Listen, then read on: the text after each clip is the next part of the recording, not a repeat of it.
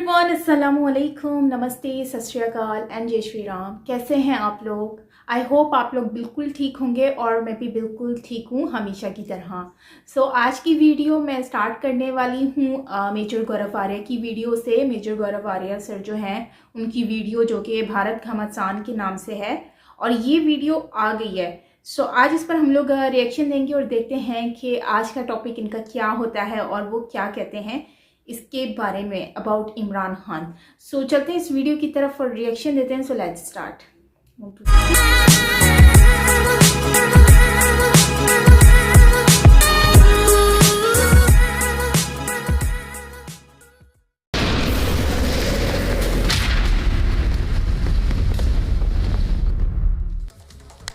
भारत पाकिस्तान घमासान में आपका स्वागत है। दोस्तों, पाकिस्तान में कई मसाइल हैं, कई मसले हैं, कई परेशानियां हैं। इन सबको भूल के अपनी जो लोकल प्रॉब्लम्स हैं, डोमेस्टिक प्रॉब्लम्स हैं, उनको भूल कर इनको दिखाए अर्नब गोस्वामी और रिपब्लिक मीडिया नेटवर्क। तो आज की बहस में हम पाकिस्तानियों से ये पूछेंगे कि प्लेन तुम्हारे गिरवी रखवा लिए जाते हैं, तुम्हारे खुद के सफीर एम्बेसडर एम्बेसी की बिल्डिंग बेच देते हैं, तुम्हारा होटल न्यूयॉर्क में और पेरिस में गिरवी रख लिया जाता है, ये सब कुछ हो जाता है, लेकिन तुम्हें दिख रहा है अर्नब गोस्वामी और तुम्हें दिख रहा है रिपब्लिक मीडिया नेटवर्क। ये बात क्या है? जरा हम भी तो समझें, पाकिस्तानियों का दिमाग अगर चलता है तो चलता कैसे है। देखिए जनाब, एक छोटा सा पैकेज, वापस आता हूं, अपने गेस्ट से आपका तारुफ करवाऊंगा।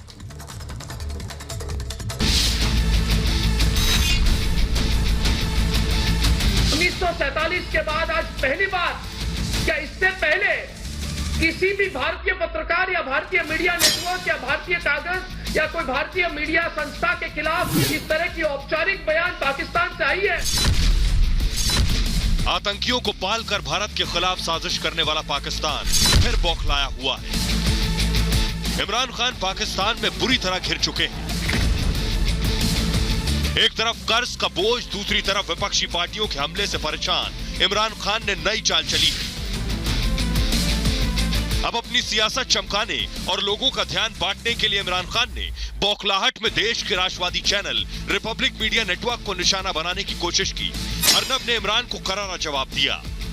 1947 के बाद आज पहली बार, क्या इससे पहले किसी भी भारतीय पत्रकार या भारतीय मीडिया नेटवर्क या भारतीय कागज या कोई भारतीय मीडिया संस्था के खिलाफ इस तरह की औपचारिक बयान पाकिस्तान से आई है? दरअसल सच्चाई यह है कि इमरान के हाथों से पाकिस्तान संभल नहीं रहा।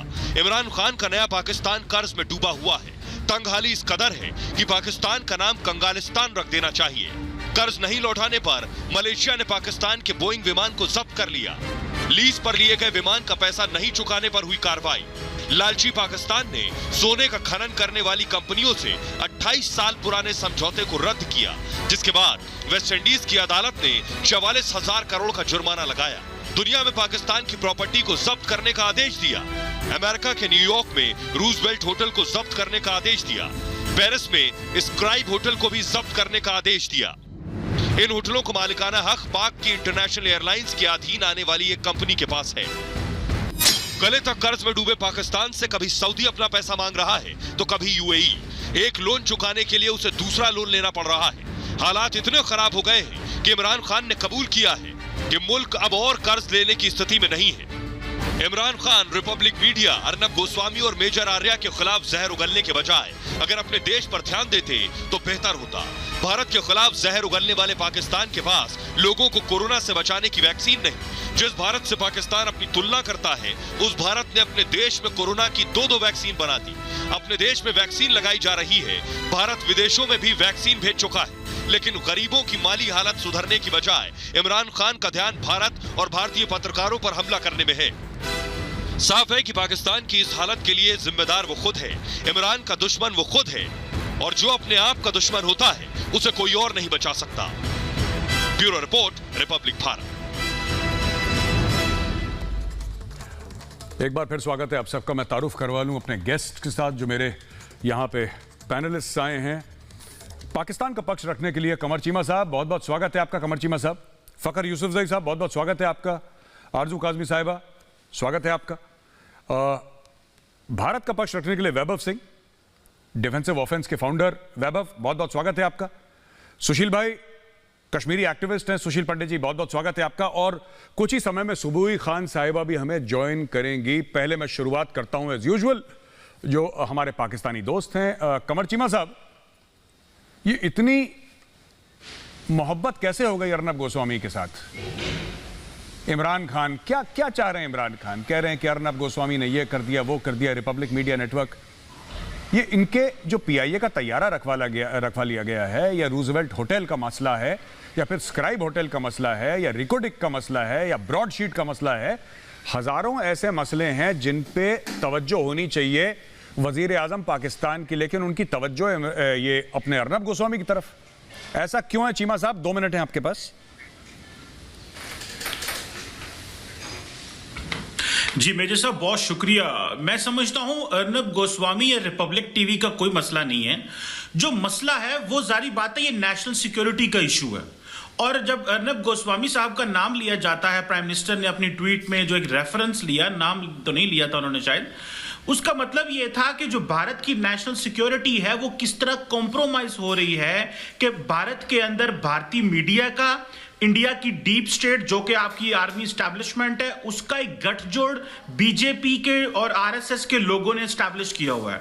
और ये जारी बात है, ये एक मिल के पाकिस्तान के ऊपर एक जिसे हम धावा बोलना कहना है वो करते हैं, ताकि नरेंद्र मोदी साहब को स्ट्रेंथन करते रहे। So in fact he was exposing Indian deep state, और वो जो दाएं बाजू का हिंदी नेशनलिस्ट मीडिया है भारत का, उसकी बात कर रहे थे। और जो दूसरी बात आपने मेजर साहब की इकोनॉमी की जो बहुत सारे चैलेंजेस है वो तो हैं ही हैं, और उसके लिए मेरा ख्याल है कि पाकिस्तान बहुत मेहनत कर रहा है। पाकिस्तान का एक प्रॉब्लम ये था, मैं आपके व्यूअर्स को बताता चलूं, कि पाकिस्तान में टैक्सेशन इकट्ठी नहीं हो रही थी। पाकिस्तान की इनफॉर्मल इकोनॉमी जो कि टैक्सेशन और डिजिटाइजेशन प्रॉपर ना होने की वजह से सिस्टम के अंदर एनरोल नहीं है, वो बहुत बड़ी इकोनॉमी है। अभी हुकूमत ये कर रही है कि उन लोगों को कह रही है कि आप टैक्स नेट के अंदर आए, ताकि मुल्क के अंदर टैक्स कलेक्शन हो, तो बाकी छोटे मोटे मसले ये पैसे कलेक्ट होना, क्योंकि हमारा बजट 7,000 अरब है, हमारी कलेक्शन 4,000 अरब होती है, तो खसारा तो होना ही होना है। जब तक आप टैक्स ये जो चीजें पैसा इकट्ठा नहीं करेंगे तो मामला बेहतर नहीं होंगे, और भारत को परेशान होने की जरूरत नहीं है। बिल्कुल तब मसला होता है जब नरेंद्र मोदी जी मीडिया और फौज का इस्तेमाल करते हैं। जी बिल्कुल, बहुत बढ़िया बात करी आपने कमर चीमा साहब। और आपने जब ये बोला कि इंडिया की नेशनल सिक्योरिटी को लेकर इमरान खान परेशान है, तो मेरा दिल पसीज गया, आंख में मेरे आंसू आ गए, मेरे रोंगटे खड़े हो गए।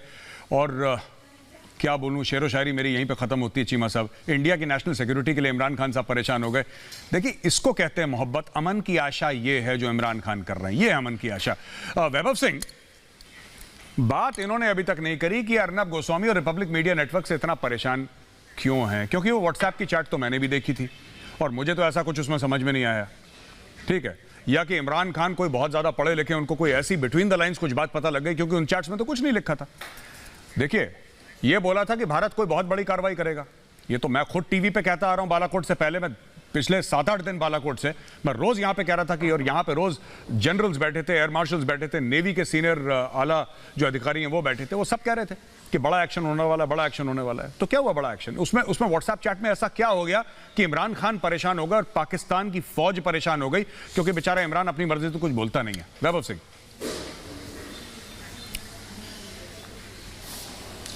देखिए, 2-3 चीजें। सबसे पहले तो मुबारकबाद देना चाहूंगा जो हमारे पाकिस्तानी पैनलिस्ट हैं उन सभी को, कि कल ही जो है $1.2 बिलियन का जो लोन है, जो कर्ज है, वो इनके मुल्क को दोबारा मिला है। तो महीना 2 महीना और इनकी रोजी रोटी चल जाएगी, फिर वही कशकोल और वही भीख और दुनिया के सामने घूमेंगे ये। तो बहरहाल मुबारकबाद जो भी पाकिस्तानी पैनलिस्ट हैं, और ये बता रहे थे कि इनकी मईशत जो है वो पता नहीं कौन से नए झंडे गाड़ रही है। तो 1% कुल आबादी जो इनके मुल्क की है, वो आज भी, जब मैं और आप बात कर रहे हैं, कुल 1% से भी कम पाकिस्तानी हैं जो कि टैक्स देते हैं। अब ये कह रहे हैं कि हम टैक्स कलेक्शन बढ़ाएंगे, तो क्या ये जो फॉर्मर डीजी ISPR और सीपेक की जो चेयरमैन थे, लेफ्टिनेंट जनरल पापा जॉन बाजवा, वो उनसे भी क्या टैक्स ले पाएंगे? ये वो तो अमेरिका चले गए, उनसे तो रसीदें नहीं ले पाए, उनसे टैक्स क्या लेना इन्होंने। दूसरी चीज, इन्होंने कहा कि इमरान खान साहब को बड़ी फिक्र है हमारी नेशनल सिक्योरिटी की। देखिए साहब, अजीत डोभाल साहब अभी अफगानिस्तान गए थे और काबुल का दौरा करके आए हैं, और 2 दिन का दौरा था। तो मैं तो सजेशन ये दूंगा कि आप अपनी नेशनल सिक्योरिटी की फिक्र करें, क्योंकि मुझे कुछ आसार अच्छे दिख नहीं रहे हैं। तीसरी चीज इन्होंने कहा कि हमारे जो मुल्क है, हमारे मुल्क की मैशियत जो है वो बढ़ने जा रही है, बड़ी होने जा रही है। देखिए, जब से इमरान खान साहब आए तब से वो आपकी मैशियत सिर्फ कॉन्ट्रैक्ट की है, और आपकी जो वर्ल्ड बैंक और IMF की जो प्रोजेक्शन है वो 1% ग्रोथ की है आपकी जीडीपी की। जी वैभव, तो जरा उसके बारे में भी आप सोचें। और जहां तक अर्नब गोस्वामी और चैट की बात है, तो पूरा मुल्क ये कह रहा था कि कुछ बड़ा होने वाला है। गली मोहल्लों में चाय की दुकानों पे ये बात हो रही थी कि कुछ बड़ा होगा, बिकॉज सबको पता है कि भारत की जो डिफेंस फोर्सेस हैं वो इसको अनआंसर्ड नहीं जाने देंगी जी। तो इसमें ऐसा कुछ था नहीं जो उसको ये इतना बड़ा बना रहे हैं। बहरहाल ये पाकिस्तानी है, इनकी आदत है, जो उनकी आदत है वो काम कर रहे हैं जी।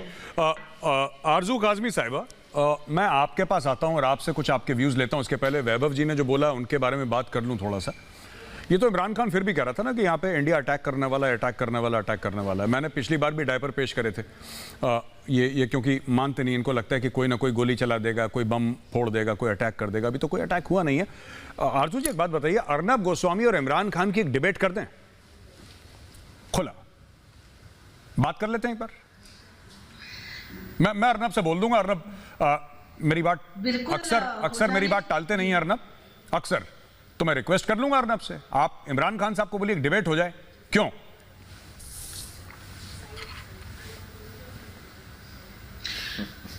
बिल्कुल हो जानी चाहिए। और जहां तक इमरान खान साहब के आपने बात की प्राइम मिनिस्टर की कि उन्होंने ट्वीट किया था, तो बिल्कुल उन्होंने ट्वीट किया था और नाम नहीं लिया था, लेकिन अर्नब जी से ही बात की थी, तो अच्छी बात है। अर्नब जी एक टॉप जर्नलिस्ट हैं, आपके यहाँ टीवी एंकर हैं। उनसे अगर किसी भी मुल्क का, चाहे पाकिस्तान के ही सही, प्राइम मिनिस्टर ने अगर उनसे बात की है, उन्हें मुखातिब किया है, तो उन्हें तो खुश होना चाहिए, क्योंकि बड़े लोग बड़े लोगों से ही बात करते हैं ना। तो उनके लिए तो बहुत मेरे ख्याल है खुश होने की बात है कि एक कंट्री के प्राइम मिनिस्टर ने उनको कोट किया है। और डिबेट करने की जहां तक बात है, तो आप तो जानते हैं, आपने चौहान साहब को बुलाया था तो वो भी नहीं आए थे, कहकर नहीं आए थे आपके साथ। तो मुझे नहीं लगता कि इमरान खान साहब जो हैं वो एक्सेप्ट करेंगे। हाँ, अगर वो कोई इंटरव्यू बनाना चाहें, उसमें जाके वो कोई टफ क्वेश्चंस करना चाहें, तो ये पॉसिबल हो सकता है कि अगर वो किसी इंडियन मीडिया को इंटरव्यू देना चाहें, तो बिल्कुल अर्नब जी को आना चाहिए और इंटरव्यू इंडियन मीडिया को लेना चाहिए। हमारे प्राइम मिनिस्टर का सभी करते हैं, तो आप लोग भी करें और उसमें जो सवाल करना चाहें वो करें और जवाब भी ले। बाकी वो इश्यू इतना बड़ा मुझे लगता नहीं कि व्हाट्सएप चैट का था जो बना दिया गया, मैं उसको कोई खास चीज नहीं समझ रही। जी शुक्रिया बहुत बहुत। हमारे साथ हैं सुशील पंडित जी। सुशील भाई, ये कह रहे हैं व्हाट्सएप का चैट का इतना कोई बड़ा मसला नहीं था जितना बना दिया गया, लेकिन इन्होंने एक बड़ी अहम बात करी है। इन्होंने बोला है कि अर्नब गोस्वामी को खुश होना चाहिए कि साहब हमारे प्राइम मिनिस्टर उनसे मुखातिब हुए हैं। बड़ी बात है साहब, इमरान खान किसी से मुखातिब हुए हैं, अपनी खुद की कौम से मुखातिब नहीं होते, अर्नब गोस्वामी के साथ मुखातिब हो गए, बहुत बड़ी बात है। सो आई रियली अप्रिशिएट। मैं सैल्यूट पेश करना चाहूंगा इमरान खान साहब जी। जो भी और ऑनरिफिक वर्ड्स यूज हैं मैं सारे के सारे करना चाहूंगा इमरान खान के लिए। सुशील भाई, आप जरा इस पर रोशनी डालें जरा। हुजूर देखिए, आते ही इमरान खान साहब ने अपने गाड़ियों का काफिला बेच दिया, अपनी भैंसें बेच दी, मुल्क के सारे गधे बेच दिए, बेटियों को भर भर के चीन भेजना शुरू कर दिया। अब इन्होंने मतलब जिसको कहते हैं कि तले को भी खुरच दिया है। अब इसके बाद कुछ बचता नहीं है। ये ज़कात पर चलने वाला मुल्क है साहब। इसकी हैसियत ज़कात की खीर में पिस्ते की जो होती है ना, वो है जो ढूंढने पे नहीं मिलता। अब आप इनके साथ किस बहस में उलझ रहे हैं? कल संयुक्त राष्ट्र संघ ने, यूएनओ ने अपने अफसरों को कहा है कि भैया इनकी एयरलाइन में मत चढ़ जाना गलती से, इनके पायलट फर्जी लाइसेंस लिए घूम रहे हैं। ये उस हद तक मुल्क जा चुका है। अब क्योंकि ये हमारे पड़ोस में है, तो हम क्या करें, इनके बारे में फिक्र करनी पड़ती है। इनका तैयारा उड़े तो कहीं गलती से अमृतसर ना आ जाए। दिक्कत यही है कि बिल्कुल बॉर्डर पे हमारी बस्तियां हैं, तो प्रॉब्लम हमको सॉल्व करनी पड़ेगी। इनकी लीज कैंसिल करनी पड़ेगी जो हमने इनको 75 साल पहले दी थी। इनसे संभल नहीं रहा है हमारा किराए का मकान। जी जी जी जी सुशील भाई जी। फखर यूसुफ साहब। ये क्या सुनने में आ रहा? अब ये यूनाइटेड नेशंस ने मना कर दिया कि पीआईए के जहाजों मत चढ़िएगा, कुछ नहीं पता मलेशिया अगर जाए तो टेक ऑफ करे ना करे, ये क्या मसला है? और ये दूसरी चीज है, वापस मैं आता हूं अर्नब गोस्वामी की बात पे, क्यों ये इतनी बड़े बड़े जो, देखिए it's not a big deal, $19 million जो हैं, उस दिन वैभव ने मुझे बताया था कि $19 मिलियन देने हैं, ये even for Pakistan it's not such a big deal, आपको अभी भी $1.5 अरब का लोन मिला है। तो ऐसी चीज़ों से क्या होता है कि मुल्क की रेपुटेशन खराब होती है। और एक बहुत बढ़िया नज़्म है, आपने भी सुनी होगी कि दीप जिसका महल्ला थी में जले चंद लोगों की खुशियों को लेकर चले, वो जो साए में है मसले हद के पले, ऐसे दस्तूर को सुबह बेनूर को मैं नहीं मानता, मैं नहीं जानता, है ना जी? अगर मैंने गलत पढ़ा हो तो बताइए सर। जबरदस्त है ना? जी जी, तो आप बताइए। बहुत जबरदस्त जी, बहुत जबरदस्त। जी जी, शुक्रिया। तो फखर साहब ये बताइए ना, क्या मामला है? ये दीप महलों के लिए ही जलता है? क्या है पाकिस्तान में? हर चीज का बहरान है। सुशील भाई को एक छोटा सा आंसर कर दूं, फिर इसी टॉपिक पे आता हूं जो आपने पीआईए के हवाले से और इमरान खान साहब के हवाले से पूछा। उन्होंने कहा कॉन्ट्रैक्ट खत्म नहीं होगा सर, आप इसको किराए का मकान कहें या जो भी कहें वो होगा। फिर उसके बाद पीआईए की बात करते हैं। पीआईए के ऊपर बिल्कुल ये बात हुई है कि यूनाइटेड नेशन के लोगों को कहा गया है, जितना उनका स्टाफ है यहाँ पर पाकिस्तान में, तो उनको कहा गया कि आपने ट्रेवल नहीं करना। और बात रही उस जहाज की जो मलेशिया कुआलालंपुर में पकड़ा गया था, $20 मिलियन या $19 मिलियन का इशू था। बात यह है मेजर साहब के बहुत सारे लोग इस वक्त इमरान खान साहब कहानियां तो हमें बहुत सुना रहे हैं पिछले तकरीबन 3 सालों से, लेकिन हकीकत इसके बिल्कुल बरअक्स है।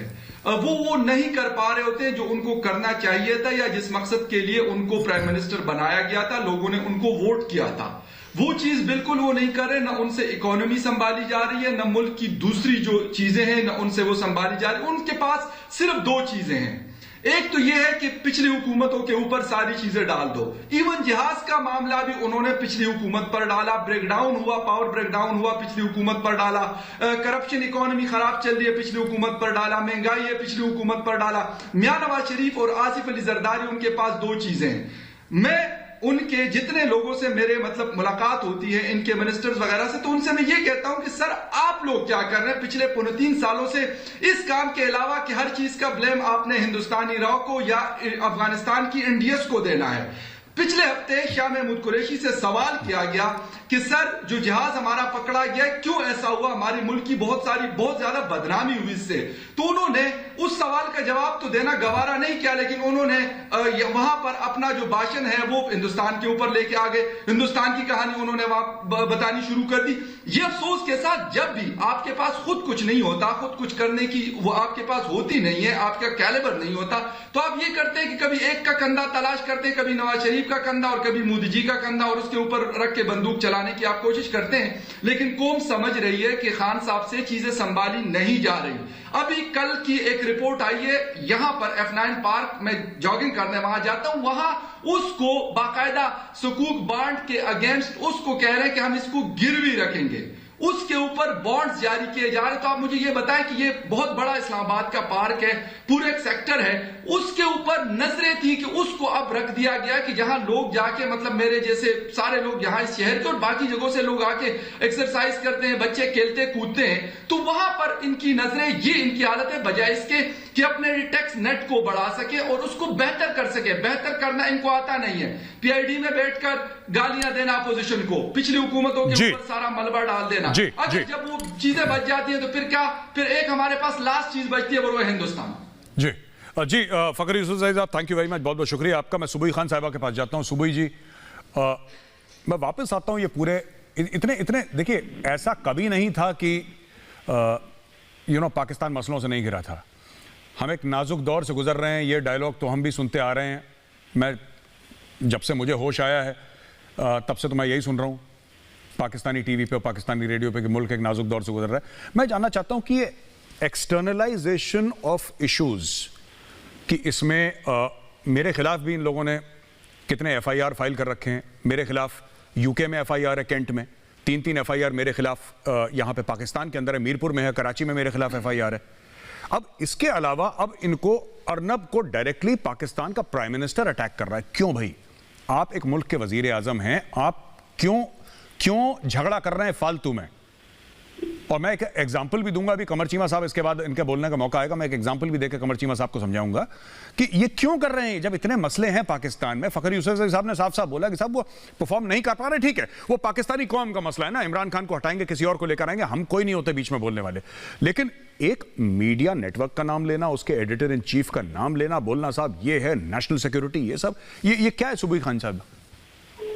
जी जी, देखिए, सबसे पहले तो मैं ये बोलती हूँ कि ये हमारे लिए एक अचीवमेंट में महसूस करती हूँ कि हमारे देश का एक राष्ट्रवादी चैनल और हमारे देश का एक राष्ट्रवादी पत्रकार कि उनको थ्रेटन करने के लिए काफी है, तो हमारे देश के प्रधानमंत्री हमारे देश से तो वो क्या ही टकराने के ख्वाब देखते हैं।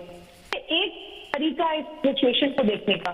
दूसरी चीज आपने बहुत अच्छी बोली गौरव जी, एक्सटर्नलाइजेशन ऑफ इश्यूज या ब्लेम इट ऑन द रियो या फिर शिफ्टिंग द गोल पोस्ट, ये वो लोग करते हैं जो एक्चुअली कबूतर की तरह आंख बंद करके ये करना चाहते हैं कि मौत नहीं आ रही है जी, हमने आंख बंद कर दी है, या दूसरे पे सारी चीजों को ठीकरा फोड़ दो। देखिए, किसी भी राष्ट्र की मजबूती जो होती है वो उसके इतिहास से, उसकी संस्कृति से, उसके शास्त्रों से, उसकी नेशनल एथॉस से, जो उनकी कलेक्टिव कॉन्शियसनेस है देश की, मॉरल एंड एथिकल बिलीफ से, उससे आकी जाती है। जब आपके पास इनमें से कुछ भी नहीं है, आप बिल्कुल कंगाल हैं, आपके रूट्स, आपकी जड़ें नहीं है, आपने एक मानसिक बीमारी को फॉलो करते हुए एक देश को तोड़ा, इस्लामिक स्टेट के नाम पे आपने एक जमीन ले ली, लेकिन आपसे संभाली इसलिए नहीं जा रही क्योंकि आपके पास कोई संस्कार नहीं है। आप कंधों का सहारा लेते रहिए, आप मिनिस्टर बदलते रहिए, आप दूसरों पर इल्जाम लगाते रहिए, लेकिन प्रॉब्लम का सॉल्यूशन तब तक नहीं होगा जब तक आप मनन नहीं करेंगे कि आखिर हम क्यों परेशान हैं। पूरी दुनिया से आप लोग लताड़ खा रहे हैं, कोई इंडस्ट्रीज नहीं है, पैसे से कंगाल हो चुके हैं, लोन पूरी दुनिया से ले रखे हैं, लोन चुकाने के लिए और लोन लेने पड़ रहे हैं। यूनाइटेड नेशंस बोल रहे हैं कि पाकिस्तान के जहाजों में मत चढ़िए, वहां के पायलट फर्जी हैं। सऊदी अरब पाकिस्तान के डॉक्टर्स की डिग्रीज को डी रिकॉग्नाइज कर रहा है। अब मतलब हमें कहते हुए भी शर्म आती है कि पाकिस्तान की बेटियों को आप चीन भेजे क्योंकि चीन से आपको पैसे नहीं चुका पा रहे हैं। एक तरफ आप रियासत मदीना की बात करते हैं और मुसलमानों पे ही अत्याचार करने वाले चीन के आप लोग तलवे चाटने पे मजबूर हैं। तो अब भी वक्त है, जाग जाइए, अब भी अपने आप को ये समझिए कि आप सिर्फ भटके हुए हैं, भारत से टूट के आपने गलती करी है। कुछ लोग जान चुके हैं गौरव जी, ऐसा नहीं है। पाकिस्तान की जो आवाम है, पाकिस्तान की जनता बहुत प्रताड़ित है, त्रस्त है, और वो भारत की तरफ, सनातन धर्म की तरफ, हिंदू संस्कृति की तरफ, भारत की डेमोक्रेटिक वैल्यूज की तरफ बहुत आशा से हम लोगों की तरफ देख रही है। उन लोगों के हम साथ हैं। जी जी सुबोध जी, बहुत बहुत धन्यवाद आपका। मैं जाता हूं कमर चीमा साहब के पास। कमर चीमा साहब, एक बात बताइए ना, ये क्या ऐसा सूझता है, पहले ये मोदी ने ये करा, हिंदुत्व से ये हुआ, आरएसएस अच्छा है बुरा है, राइट विंग, फाशिज्म, ये दुनिया भर के डायलॉग खान साहब मारते थे, ठीक है, रोज ट्विटर। अब इन्होंने अर्नब को पकड़ लिया, रिपब्लिक मीडिया नेटवर्क को पकड़ लिया। ये होगा क्या इससे चीमा साहब, ये होगा क्या? मैं बता रहा हूं। आपको लगता है कि अर्नब और खान साहब के बीच में एक डिबेट होनी चाहिए, इमरान खान नियाजी के बीच में एक डिबेट होनी चाहिए टीवी पे?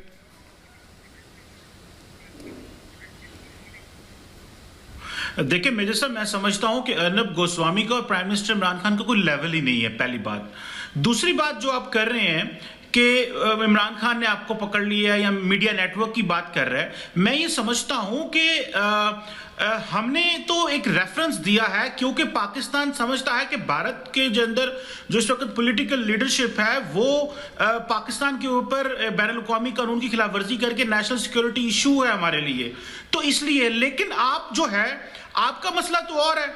आप जहां पे आपके टीवी का हेडक्वार्टर है मुंबई के अंदर या महाराष्ट्र में जहां बैठे हैं, शिवसेना की हुकूमत है, वो पहले भी अर्नब गोस्वामी के ऊपर केस बना चुके हैं पहले भी। और दूसरी बात यह है कि मुझे इस चीज का अंदाजा है कि भारत की जो सियासी जमातें हैं और पर्टिकुलरली शिवसेना और बाकी, वो इस चीज को समझते हैं कि नरेंद्र मोदी साहब ने जो राइट विंग पॉपुलिज्म थी, आइडेंटिटी की सियासत थी, मीडिया का जो कंट्रोल है और खासकर दाएं बाजू का जो मीडिया, उसको इतना कंट्रोल कर लिया हुआ है। और नेशनलिज्म का एजेंडा कंट्रोल कर लिया हुआ है, तो ये सारा का सारा चीजें तो उनके हाथ में है। तो बेसिकली अर्नब गोस्वामी को टारगेट करना basically is a part of the Shiv Sena plan, जो कि वो आपका एक डोमेस्टिक प्रॉब्लम है। सो उसमें आप देखें ना, आपकी पुलिस ने एक वो खबर लीक कर दी अर्नब साहब को इंसल्ट करने के लिए, जिसमें आपके नेशनल सिक्योरिटी राज भी थे। This is not about us, look inside sir, हम तो रेफरेंस दे रहे हैं कि इधर ये प्रॉब्लम है। बिल्कुल बिल्कुल।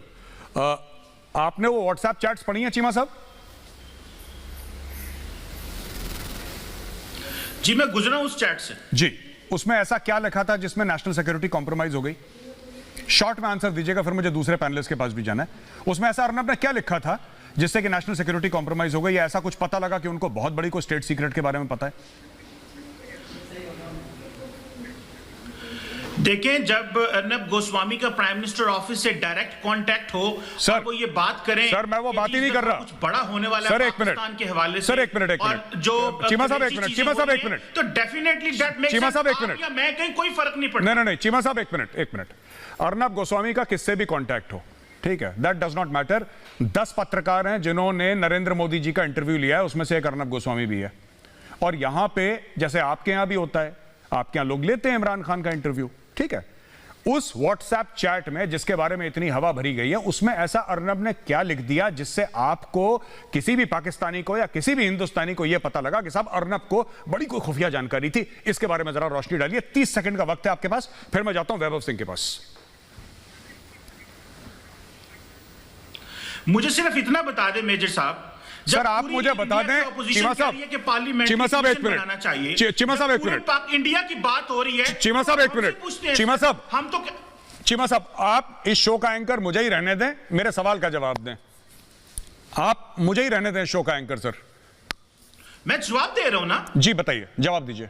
उस व्हाट्सएप चैट में ऐसा क्या था? मैं जवाब ये दे रहा हूं कि ये जो national security issue Arnab Goswami साहब ने जो रेज किया हुआ है कि जी पाकिस्तान के ऊपर कुछ बड़ा होगा, ये तो अपोजिशन पूछ रही है भारत की कि क्यों इसको पता था। सर प्राइम मिनिस्टर ऑफिस से एक मिनट, सारी चीजें एक मिनट सुनिए, तो आप बताएं ना हमें। मैं बताता हूं, मैं आपको बताता हूं, मैं 2 बातें आपको बताता हूं। इसी चैनल पे, रिपब्लिक टीवी पे, मैंने खुद बैठ के बोला है कि कुछ बड़ा होने वाला है। अर्नब की चैट तो अभी आई है हफ्ता भर पहले, मैंने बोला है, 4 जनरल्स ने बोला है, यहां पे आर्मी, नेवी, एयरफोर्स के आला अफसरों ने बोला है यहां पे बैठ के कि कुछ बड़ा होने वाला है। आपको क्या लगता है कि पाकिस्तान पुलवामा में अटैक करेगा और हम लोग यहां पे चुपचाप बैठ जाएंगे?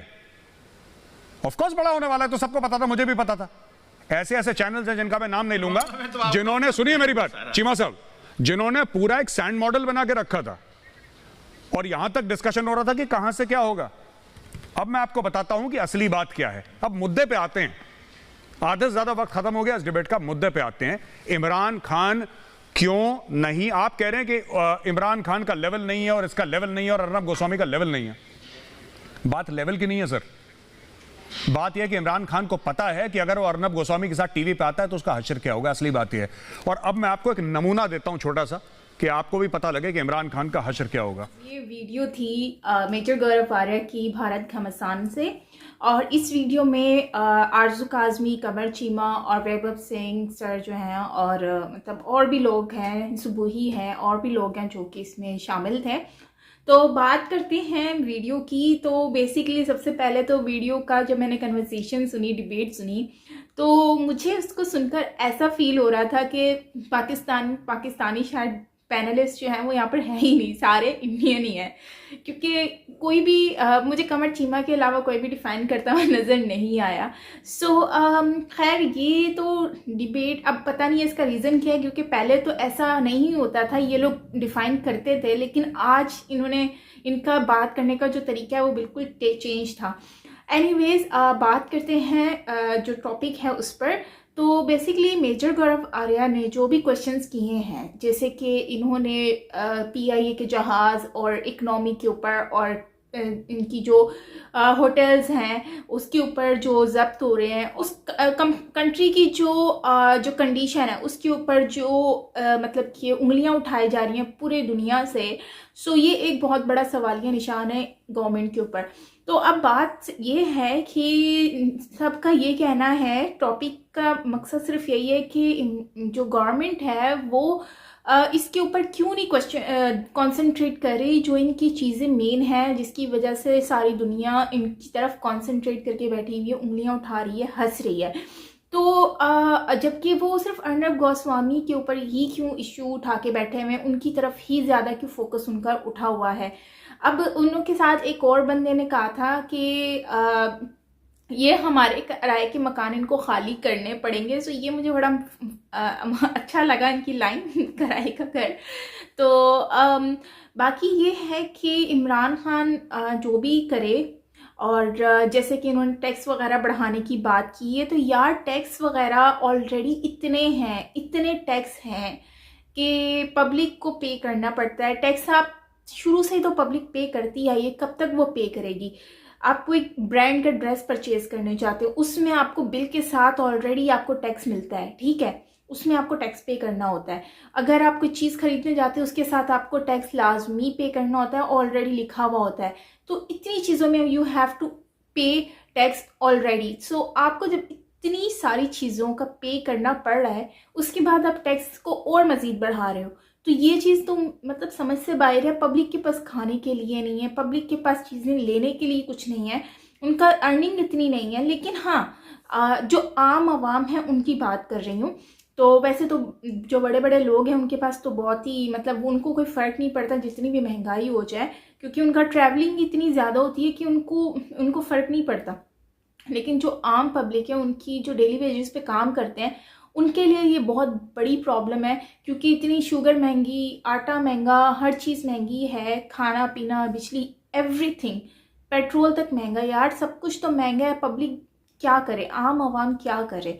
तो एक तो ये चीज़ है। दूसरा, PIA में जो पायलट्स हैं उसके ऊपर, उसके स्टाफ पर जो है वो उंगली उठ रही है कि ये लोग मतलब कि रियल में जो है वो लोग नहीं है। तो अब चीज़ ये है कि डॉक्टर्स वगैरह पर भी उंगलियां उठती हैं। अब बहुत सारी चीज़ें ऐसी हैं जिस पे इन लोगों ने मतलब कि है ऐसा जैली जो डॉक्यूमेंट्स होते हैं लोग बनवा लेते हैं। ना सिर्फ मैं PIA की बात नहीं कर रही, मैं नॉर्मली सब बहुत सारे इदारों की बात कर रही हूँ जिसमें लोग नकली डॉक्यूमेंट्स बनाने के बाद उसको अपलोड कर देते हैं और उसको अप्लाई करके उसमें जॉब्स हासिल कर लेते हैं, और बाद में फिर सर्च करने से पता चलता है कि हाँ भाई ये तो जो है ये तो ओरिजिनल डिग्री नहीं है या जो भी चीज़ें हैं।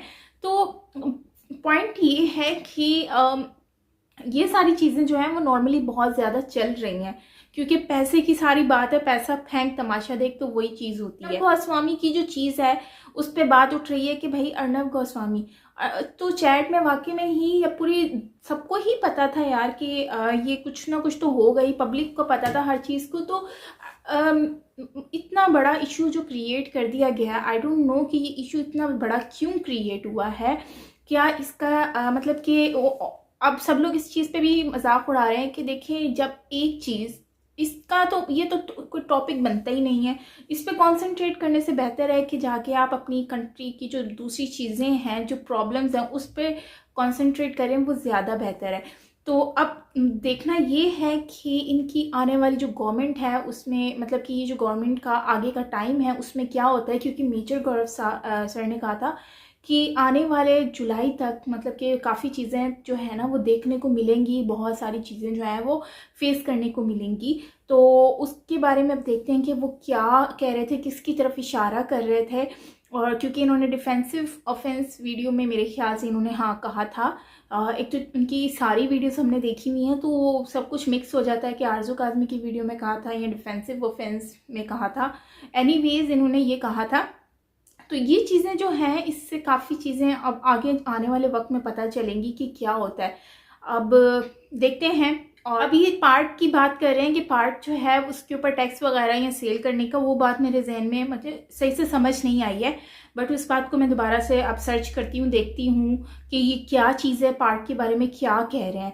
तो उसके बारे में हम जानते हैं और फिर अगर पता चला तो मैं उसके बारे में डेफिनेटली आपसे बात करने वाली हूँ, क्योंकि मेरे माइंड में जो पार्क की बात कर रहे हैं ना वो पार्क मेरे ख्याल से आ रही है फातिमा जिन्ना पार्क। वो एक बहुत बड़ी पार्क है इस्लामाबाद में और उस पार्क में मैं ऑलमोस्ट मैं गई भी हूँ, तो काफ़ी बड़ी है और काफ़ी अच्छी पार्क बनी हुई है। अब मुझे उसका एग्जैक्टली कुछ कंफर्म नहीं है, सो मैं इसलिए अभी बात नहीं करी, बट नेक्स्ट वीडियो में अगर मुझे कंफर्मेशन होती है कि क्या इसका सिनेरियो है, क्या सीन है, तो फिर मैं आपसे ज़रूर ज़रूर शेयर करें। और खैर ये थी हमारी आज की वीडियो गाइस, मिलते हैं पार्ट 2 के साथ।